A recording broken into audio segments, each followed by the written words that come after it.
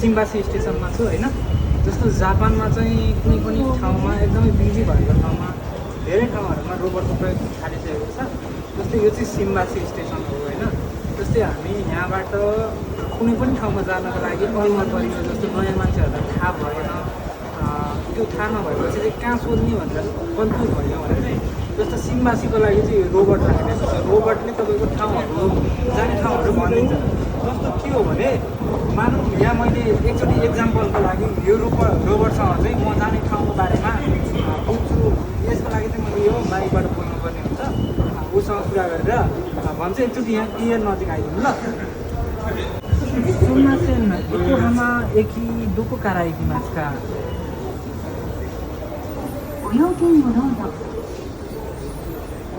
Yokohama एकी डोको कारा इकिमासु का? 横浜駅ですね。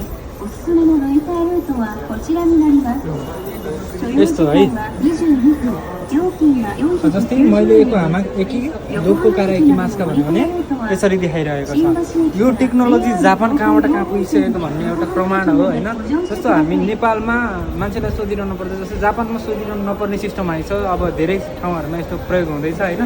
यो कुरा अब टेक्नोलोजी कहाँसम्म पुगिसकेको होला भनेर चाहिँ विशेष गरी यो भिडियो बनाएको हो मैले। तपाईँहरूलाई कस्तो लाग्यो? जस्तै अलमलमा पर्नु भएको छ हाम्रो रोबोटलाई सम्झिनु होला है त।